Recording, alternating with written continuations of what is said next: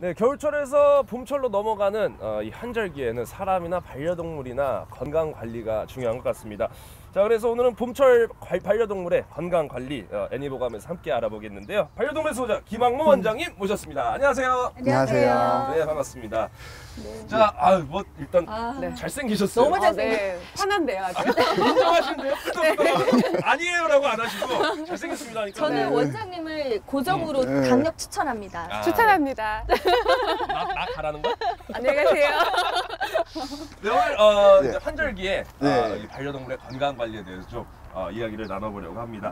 자, 뭐 흥미 씨 공부 많이 하셨다면서요, 미리? 제가 또 동행 MC잖아요. 공부를 굉장히 많이 했는데요. 이 봄철만 되면 예. 반려동물들이 또 쉽게 옮을 수 있는 전염병이 있다고 들었습니다. 예. 종류에는 또 어떤 것들이 있고 또 예방할 수 있는 방법 등은 어떤 것들이 있는지 좀 자세하게 설명 좀 해주세요. 지금 아무래도 이제 봄철이 되시면은 지금 야외 활동을 안 하시다가 좀 야외 활동을 시작하실 시간이실 거예요. 그렇죠. 그래서 갑자기 요새 같은 경우는 뭐 강변이나 풀밭이나 이런 데 많이 나가시게 되니까 아무래도 다양한 질병들이 발생하실 수 있는데요. 그렇죠. 우선은 뭐 가장 흔하게 풀밭에 진드기류들도 조심하셔야 네네. 되고요. 아무래도 설치류들이 이제 움직이기 시작할 때이기 때문에 쥐 같은 거나 쥐 같은 아이들이 이제 변을 싸거나 하는 것들에서 감염되는 그 질병들도 좀 주의하셔야 될 거예요. 요새 같은 경우 저희가 이제 손님들이 오시다 보면 보호자분들이 오시다 보면 느끼는 건데 진드기 같은 걸 조금씩 달고 오시는 분들도 있으시고요. 그리고 이제 아이들이 겨울 동안 집안에만 있다가 갑자기 외출을 많이 하시게 될 거예요. 외출을 많이 하시게 되다 보니까 나가시면서 이제 불안하시니까 미리 이제 외부 구충을 구제하러 오시는 분들도 많습니다. 미리 예. 나가기 위해서. 그 진드기 같은 게 대부분 풀밭 같은 데서 그럼 많이 오는 건가요? 아무래도 풀밭 쪽도 있으시지만요. 저희가 주체적으로 봤을 때는 아무래도 대전이라고 그러면 갑천이나 이런 쪽 시내가 있잖아요. 그 천 주위를 산책하시는 분들이 좀 많으세요. 강아지를 데리고. 네, 그렇죠.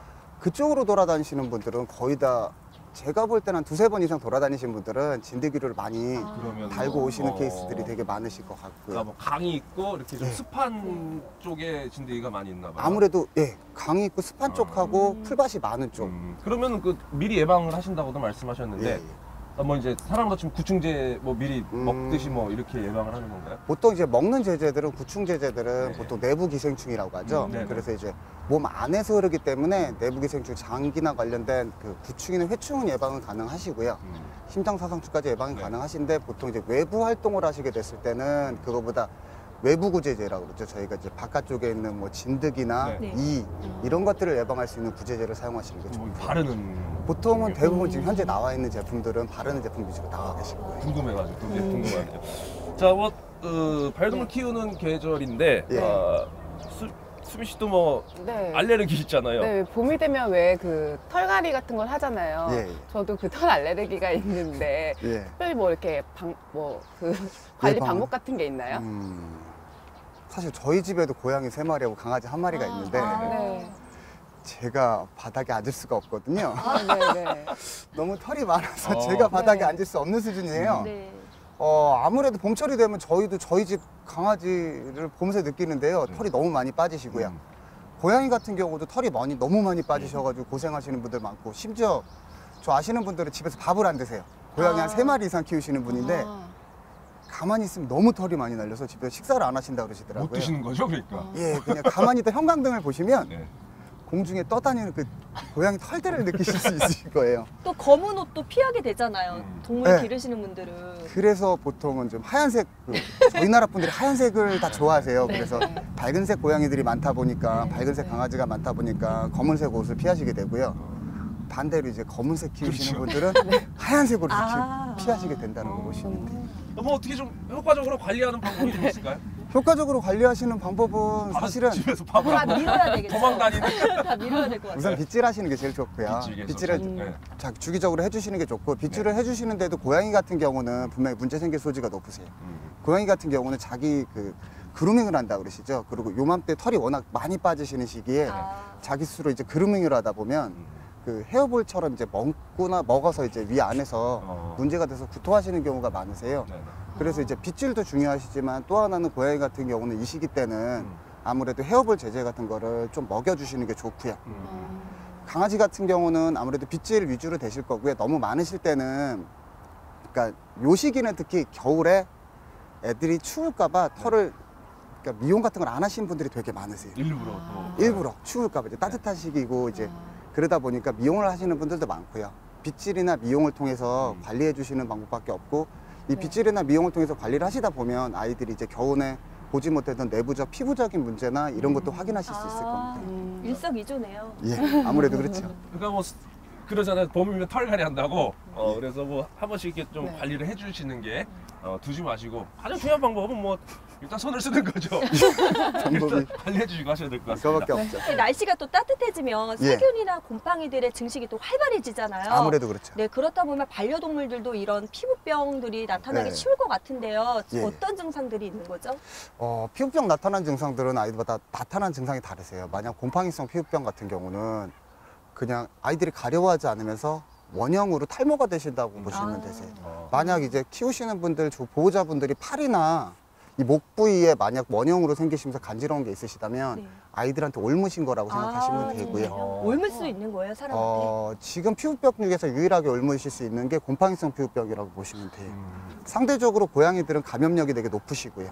거기에 비해서 강아지들은 감염력이 좀 떨어지신다고 보시면 되고요. 그럼 혹시 예방할 수 있는 방법에는 어떤 것들이 있죠? 예방할 수 있는 방법은 사람 같은 경우는 사실 몸을 좀 청결히 해주시고 하시면은 네. 괜찮으실 거고요. 어디서 이제 봄 시기다 보니까 외부에서 사료 강아지를 입양을 하시거나 하시는 분들도 되게 많은 시기라고 보시면 되는데 왜냐하면 이제 새 학기를 시작하시게 되면 갑자기 입양하시는 분들도 되게 많으시고 요새 동물에 관련된 프로그램이 많기 때문에 입양하시는 분들이 많으실 거예요. 근데 애기들 상태는 좀 잘 체크해 보시고요. 아이들이 순간적으로 원형으로 털이 빠졌나 한번은 그거는 확인해 보시고 처음 외부에서 아이들을 데려오셨을 때 한 5일에서 6일 동안은 너무 많이 만지지 않으시면 크게 옮으실 일은 없으실 거예요. 그 고양이 같은 경우에도 그 예. 강아지들처럼 목욕을 자주 시켜도 될까요? 강아지는 저희도 목욕을 주기적으로 해요. 강아지들은 보통 일주일에서 2주에 한 번씩 목욕을 하시면 좋다고 보통 보호자분들한테 설명을 해드리는 편이고요. 하지만 네. 거기에 대해서 고양이 보호자분들은 1년을 키우시든 2년을 키우신 그 주위에서 냄새를 나거나 하시는 일은 거의 없으실 거예요. 아이들이 워낙 그루밍이 깔끔하게 하기 때문에 저희도 보시면 아기들이 병적으로 아파서 이제 설사를 하거나 뭐 구토를 하거나 하시는 케이스 말고는 아이 몸에서 냄새를 나는 경우는 거의 없다고 보시면 되고요. 그리고 두 번째로는 아이들 성격마다 차이가 있으신데 고양이 같은 경우는 물을 되게 기피하는 현상이 좀 있으세요. 그래서 이제 저희가 이제 보호자분들한테는 뭐 진단반 잔단반 뭐 장난반으로 남자분이 그 고양이 목욕을 시키러 들어가실 때는 옷을 다 벗고 들어가시라고 하고요. 여자분이 목욕을 하러 들어가실 때는 옷을 2겹을 입고 들어가시라고 말씀을 드려요. 왜 그러죠? 아무래도 이제 고양이들은 도망가다 핥히실 수가 있는데요. 정말 특이하게 남자분들은 옷이 찢어지면 화를 많이 내시고요. 몸에 상처가 난 거에 대해서는 별 의미를 두지 않으세요. 그러려고 그런 것 같기도 해요. 그래요. 근데 여자분들은 몸에 조그만 상처라도 있으시면 그렇지. 큰일 나세요. 난리가 나. 그 몸에 있는 상처에 대해서 예민하시다 보니까 이렇게 하시라고 말씀드리면은 나중에 그냥 그리고 다 그렇게 목욕하시는 것 같아요. 왜냐하면 남자가 옷이 몇 개 없어요. 맞아.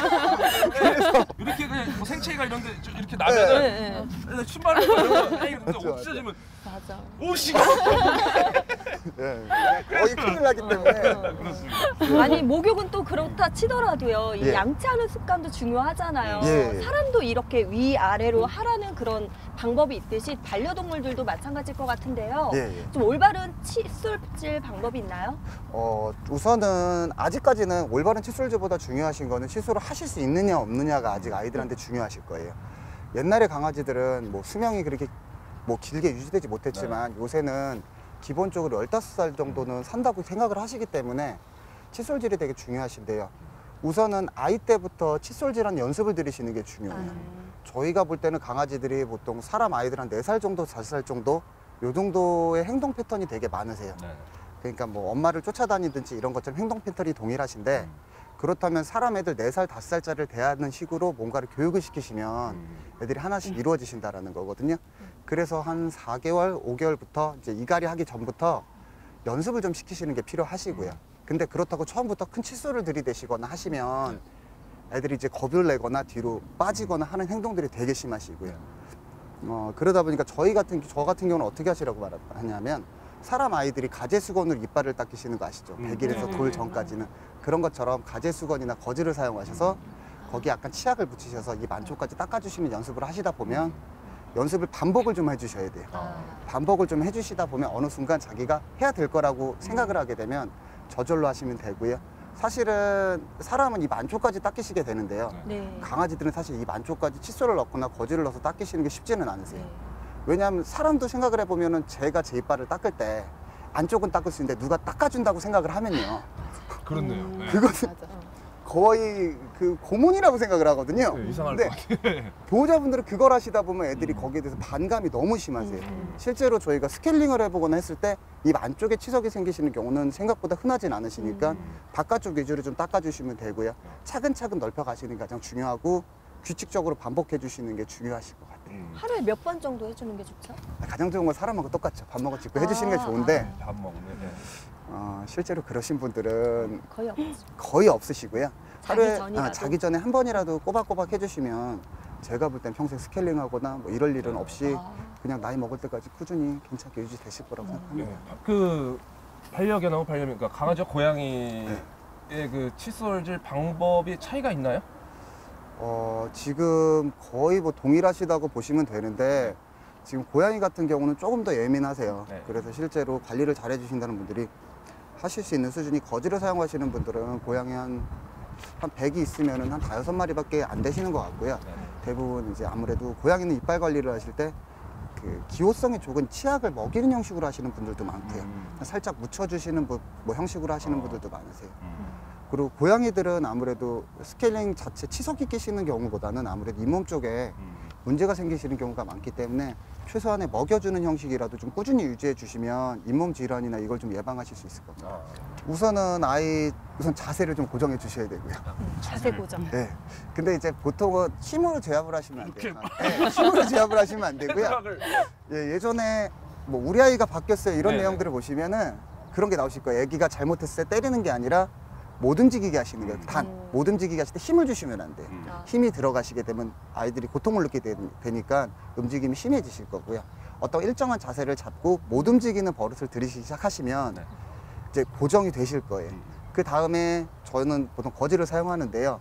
어금니부터 안쪽에 넣으셔서 치약을 거즈에 묻히신 다음에 안쪽부터 차근차근 닦아주시면 위아래로 이제 닦아주시면서 앞니하고 안쪽까지 이렇게 해주시면 뭐 아이도 크게 반감이 없으실 거고 규칙적으로 되시다 보면 아이가 거기에 따르게 되실 겁니다. 자, 오늘 좋은 말씀 해주신 김황 원장님, 미남 원장님이셨어요. 감사합니다. 다음에 또 뵙길 바랄게요. 감사합니다. 감사합니다.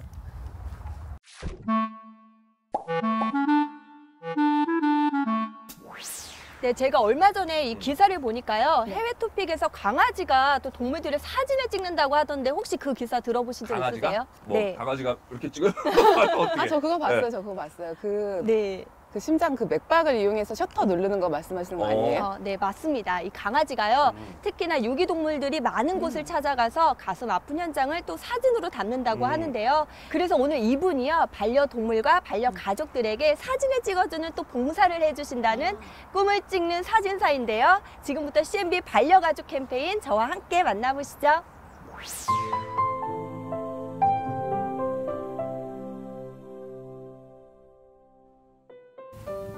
앨범 속 가득한 가족 사진.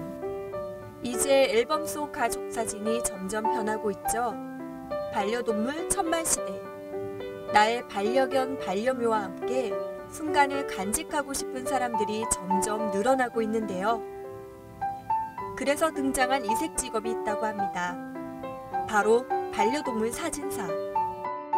가족과도 같은 반려동물에 성장하는 모습을 사진으로 남기려는 사람들이 많아지고 있는데요.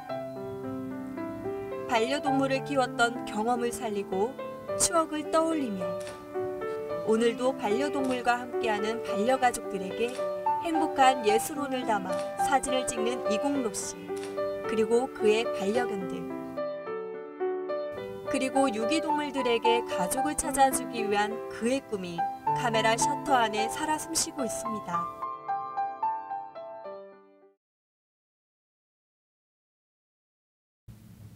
오늘의 주인공 이공로 씨를 만나기 위해 방문한 스튜디오. 문을 열고 들어가 보니 환히 반겨주는 두 녀석. 이공로 씨의 반려견이자 스튜디오의 터줏대감인 효리와 봉봉이입니다.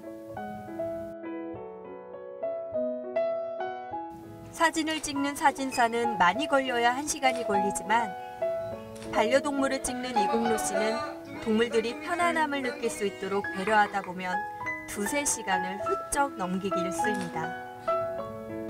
여기 반려동물을 예쁘게 찍어주신다고 알고 왔습니다. 그래서 되게 예쁘게 찍어주셨습니다. 집에서는 사실 애기들이 똥오줌만 싸고 아직은 먹고 자고 이런 시기라서 잘 몰랐는데 이렇게 스튜디오에 찾아와서 촬영을 해보니까 애기들이 너무 말도 잘 듣고 더 사랑스럽고 더 소중하게 이제 느껴졌어요. 느긋하게 촬영을 하고 충분히 시간을 들여 찍은 사진은 1~2주 정도 작업을 거쳐 완성이 된다고 합니다. 저는 광고 사진을 전공했고요. 이제 오랫동안 이제 사진을 찍어오면 사진 일을 하면서 제 옆에는 항상 이제 강아지가 있었어요. 그다가 불의의 사고로 이제 강아지가 이제 떠나게 되었습니다. 그때 가서 후회가 되더라고요. 그 사진 좀 많이 남겨놓을 걸. 너무 미안하고 후회가 돼서 이제 원 없이 좀 찍어보자, 이런 아이들을. 그래서 마음껏 이제 원 없이 찍어보자 해서 이런 일을 좀 시작하게 되었습니다. 이국로 씨가 바라던 대로 반려동물의 행복한 모습이 담긴 사진. 한번 감상하고 가볼까요? 한 장 한 장의 사진 속에서 이국로 씨와 반려동물들이 교감했던 시간들이 고스란히 느껴집니다. 이렇게 행복한 순간들을 한 장의 사진으로 추억하기가 쉽진 않지만 이 찰나의 행복을 혹시나 놓칠세라 그의 셔터는 멈추지 않습니다. 사람이야 뭐 사진을 찍을 때 고개 좀 숙이세요 하면 숙이고 뭐 몸 좀 틀어주세요 하면 틀어주는데 그런 게 컨트롤이 쉬운데 일단 반려동물은 이름을 부르면 오라 그러는 줄 알아요. 자기를 부르는 줄 알고 그냥 뛰어내려와요. 그 컨트롤이 사실 힘들죠. 그래서 그런 점이 가장 어렵습니다. 일단 효리는 제가 효리 전에도 골든 리트리버를 길렀었는데요. 이제 불의의 사고로 이제 떠나게 되었습니다. 제 곁을. 그래서 저는 이제 다시는 이제 강아지를 못 키우겠더라고요. 그러다가 이제 너무 미안한 마음도 있고 너무 보고 싶고 그러던 찰나에 제 친구가 이제 리트리버 새끼를 낳았다는 그런 소식을 접하고 얼른 가서 데리고 오게 되었고요. 봉봉이는 이제 그 후에 이제 저희 아는 지인께서 기르던 강아지를 너무 예뻐서 데리고 오게 됐습니다. 효리는 제가 어린 시절부터 좋아하던 가수 이효리 씨. 이제 이효리 씨를 너무 좋아해서요. 이름은 효리고 제가 성이 씨다 보니까 이효리가 된 거고요. 봉봉이는 원래 봉봉이었어요. 제가 데리고 오기 전부터. 이곳은 효리와 봉봉이가 가장 좋아하는 곳입니다. 드넓은 잔디 위로 뛰기도 하고 서로 장난치기도 하고 새로운 친구들과 사귀기도 하고 효리와 봉봉이에게는 지금 이 시간이 가장 행복한 시간이 아닐까 싶은데요. 드넓은 잔디가 마치 효리와 봉봉이를 부른 듯이 효리와 봉봉이는 힘차게 뛰어갑니다. 반려가족이 되면서 그리고 사진을 찍으면서 느꼈던 이 행복들을 돌려주고 싶어 시작한 사진작가로서의 삶. 그는 또 다른 일을 계획하기 시작했습니다. 네, 여기 유기견 아이들 사진도 좀 찍고 온 김에 뭐 소소하게 사료 좀 하나 좀 한 푸대 전달해 드리려고 왔습니다. 과거에는 강아지 고양이를 보고 우리는 애완동물이라고 불렀습니다. 애완동물에서 애완은 귀여워하거나 즐기는 것을 뜻했는데요. 지금은 애완동물이 아닌 반려동물이라고 부릅니다. 우선은 반려동물을 키우는 그런 가정분들도 일반 가족처럼 그래서 가족 사진을 찍는 거를 많이 원하시는데 그렇게 축제에서 무료로 그렇게 반려동물을 키우시는 분들하고 같이 그렇게 촬영을 해주시는 걸 보고 정말 좋은 일을 하신다고 그렇게 생각을 했습니다.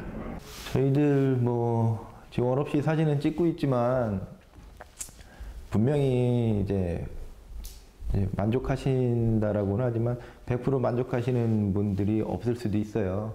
그런 것들 하나하나 보완해 나가고 저희들도 이제 사진에 대해서 수시로 고민을 하고 연구를 하거든요. 그래서 뭐 여기 스튜디오에 찾아오시는 분들이 최대한 만족할 수 있도록 더 연구를 하고 작가로서 뭐 이제 할 거는 그거밖에 없는 것 같고요. 저희 사진의 퀄리티와 질을 좀 더 높여서 앞으로 조금 더 발전해 나가서 뭐 최종 목표는 저희 나라의 최고가 되는 반려동물 스튜디오로 되고 싶습니다. 반려동물의 반려는 사람과 동물이 함께 가는 동행을 의미하는데요. 이제 우리의 반려동물은 가축이 아니라 가족이 되었습니다. 인생의 한 순간에서 가족과 함께 순간을 기록한다는 것, 그들의 아픔을 보듬고 함께 살아간다는 것, 그것이 진정한 동행의 시작이 아닐까요?